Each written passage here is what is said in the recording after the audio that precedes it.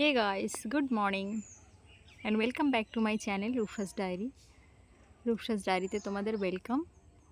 আর সকাল থেকে উঠে আজকে তোমাদের সাথে বলতে ভিডিও শেয়ার করা হয়নি, আমি করে উঠতে পারিনি। তো সকালে এমনিতেই উঠতে লেট হয়েছে আর উঠে আমি বাজারে গেছিলাম। এত গরম হয়ে গেল এসে, তো ফের বাজার থেকে এসেই এখন আমি মনে করছি যে ভিডিওটা এবার শ্যুট করা যাক একটু। তো শুরু করে দিলাম।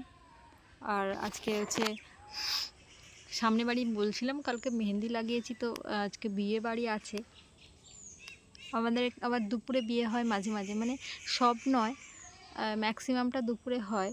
তো হাতে দেখো একটু মেহেন্দিও লাগিয়ে নিয়েছিলাম, ওই মেয়েটাকে লাগাচ্ছিলাম কাল রাতে, তো সেখান থেকে আমিও লাগিয়ে নিলাম।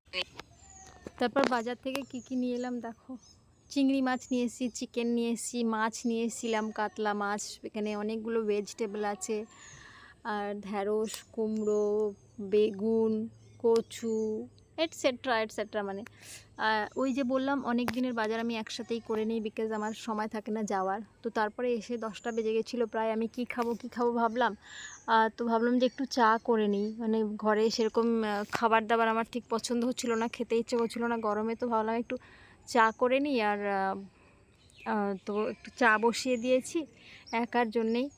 আর আমি তো চিনি একটু অ্যাভয়েডই করি, তো তার জন্যে পাশে দেখো সুগার ফ্রির প্যাকেট রয়েছে। আর ভাবছিলাম মুড়ি খাবো একটু, তাই একটা ডিমের ভুজিয়া করে নিয়েছি। সেজন্য আমি চলে এলাম কিচেনে। তো মুড়ি কি খাবো, অ্যাকচুয়ালি মুড়ি ফুড়ি না আমার ঠিক ভাল লাগে না। এটা ওই ডিউটি গিয়ে আমি হোস্টেলে থাকতে থাকতে সবাইয়ের সাথে মুড়ি টুড়ি খাওয়া শিখেছি অল্প আধটু। আর সবাই মিলে এক জায়গায় বসে খেলে কিন্তু বেশ ভালোই লাগে, তখন খাওয়া যায়। কিন্তু এই যে বাড়ি একটা প্ল্যান করে মুড়ি খাবো, জীবনে হবে না।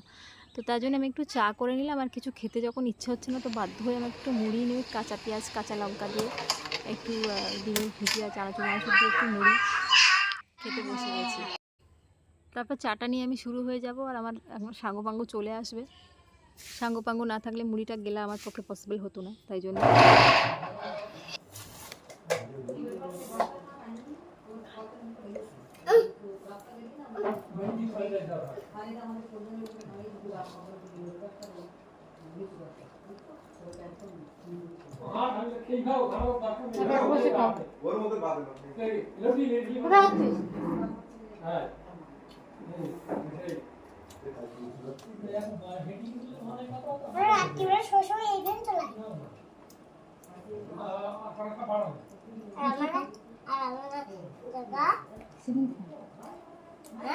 সিলিং ফ্যান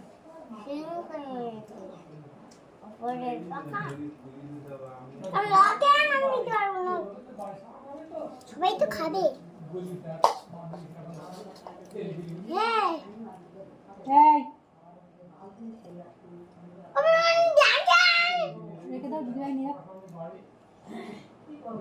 নিয়ে নে। হ্যাঁ সবাই মিলে খাবে, ফটাফট খাও। তো দেখলে আমার সাঙ্গপাঙ্গ এই সাঙ্গপাঙ্গ সাথে যতক্ষণ থাকি তার বেশিরভাগ সময়টা ওদের মারামারি বন্ধ করতে আমাকে লাগে। তো এই যে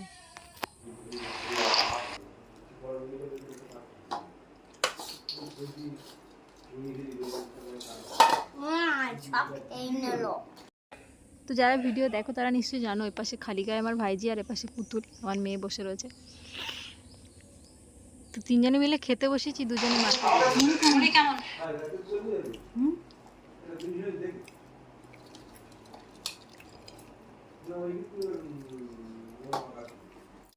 তো তারপরে আমি খাওয়া দাওয়ার পরে বসেছিলাম। আর বোন এসে গেছে, ওকে রেডি করে দিতে হবে বিয়ে বাড়ি যাওয়ার জন্য। ও শাড়ি ফাড়ি নিয়ে এসছে আর আমাকে বললো একটা ম্যাচিং ব্লাউজ দে, আর আমি পরে নিই। তো ওই জন্য আমি ভালো পরাতে পারি না, নিজেই পরতে পারি না, তো ওকে কি পরাবো। তো সেরকমই একটু ট্রাই করছিলাম হালকা করে ওকে শাড়ি পরিয়ে দেওয়ার।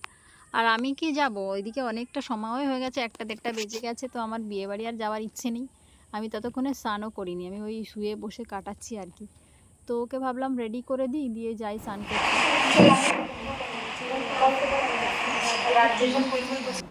তোকে মোটামুটি চালিয়ে নেওয়ার মতন একটা শাড়ি পরিয়ে দিয়েছি। আর প্রচণ্ড গরম ছিল, বিশ্বাস করো আমার কোথাও বেরোনোর মতো ইচ্ছে ছিল না। তো এর মধ্যে ওই সব শক্তপোক্ত শাড়ি পরছে, গয়নাগাটি পরবে, আজব আর আমার অবস্থা মানে স্নান করে নাইটিটা পরেই আমি চলে যাব, এরকম একটা প্ল্যানিং চলছে আমার। তো তারপরে ওকে আমি শাড়ির সাথে একেবারে কিছু না পরলেই নয়, কিছু জুয়েলারি বার করলাম কোনটা পরানো যায়।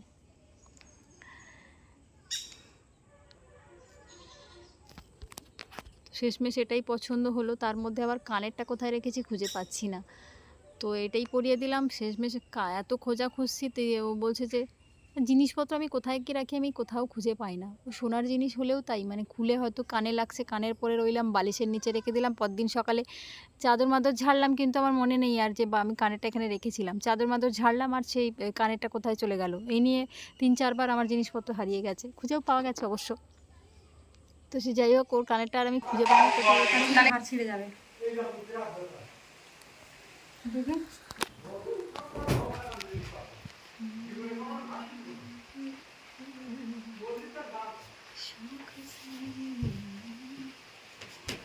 কানের দিবি না, তারপর কানেরটা তো দিলামই না। ও শেষমেশ বললো যে আমি সর্দি কিছু একটা পরে নেব, মানে কানেরটা খালি থাক, বাকি আমি সেজে নেব। আর আমার মুখটা হলদে হতে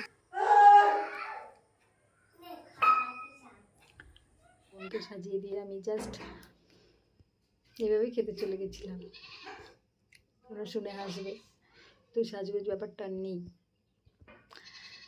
তো ঘুমায়নি আজকে, পুতুল ব্যাদ্রামি করছে, দিয়ে আমি এখন ওকে বিস্কিট দিয়ে বসিয়ে এসেছি। এখন আমার রান্না করার পালা।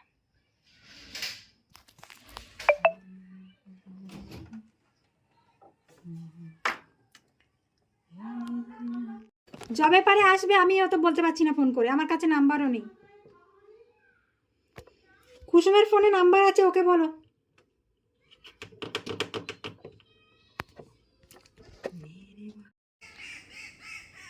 তারপরে দেখো ফ্রিজে অনেক কিছুই আছে, কী রানবো ডিসাইড করতে পারি না অ্যাকচুয়ালি। এখানে রসগোল্লা আছে, ভাবলাম মুখে একটা ঢুকিয়ে নিই, কিন্তু ওই যে আবার হেলথ কেয়ারের কথা ভাবলেই মনে হয় না থাক, খাবো না আর। তো ফ্রিজেই এই বক্স করা অনেক কিছু রাখা থাকে, আর কোথায় কী রাখি আমি ভুলে যাই, মানে আমি তো রোজই রান্না করি না, মাঝে মাঝেই করি ডিউটির জন্য, তো সেই যাই হোক ভুলে যাই কোথায় কী রাখি।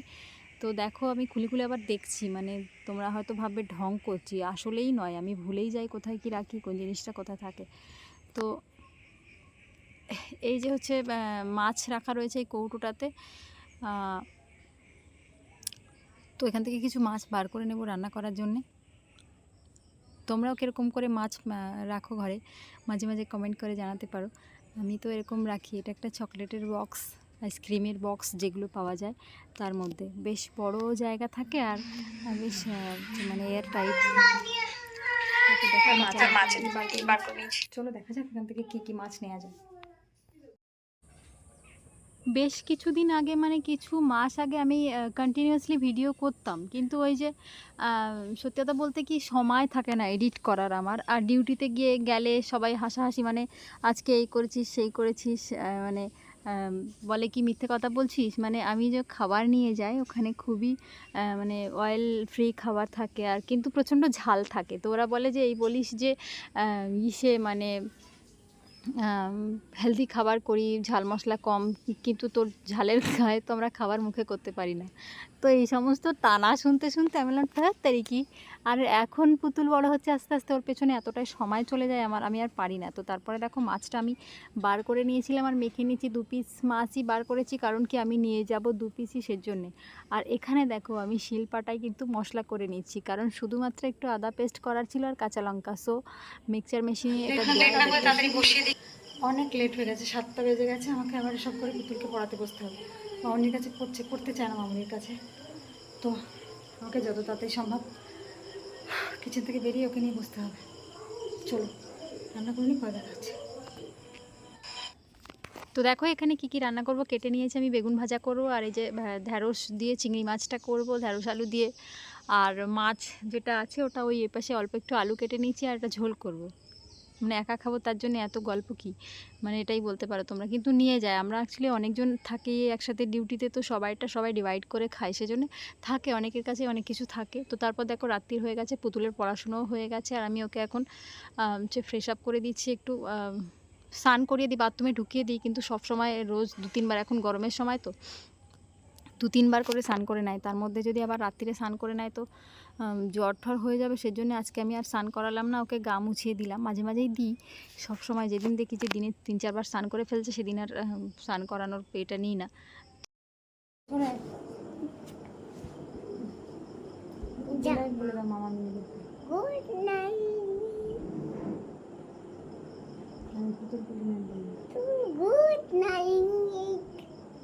Good night. পুতুলের গুড নাইট হয়ে গেছে, এখনো শুয়ে পড়বে।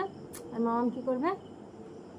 মামাম এখনো খাওয়া বাকি, ব্যাগ গোছানো বাকি। কাল মামাম ডিউটি যাবে তো।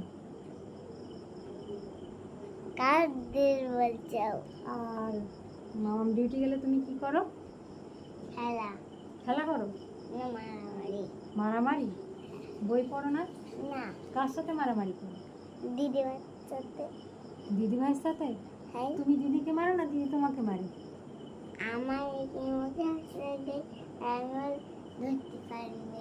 ধরতে পারো না? হাতে জোর নেই কেন মা? তোমার হাতে জোর নেই? তুমি খাও না?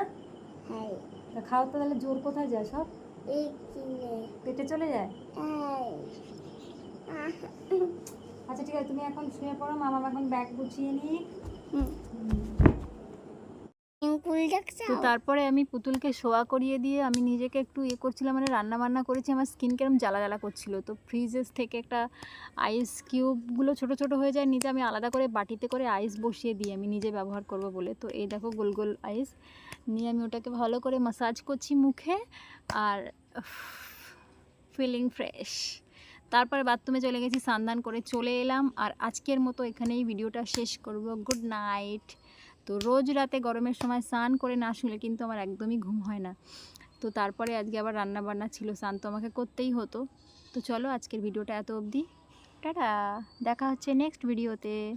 ততক্ষণ পর্যন্ত তোমরা সুস্থ থাকো, ভালো থাকো, আনন্দে থাকো। বাই।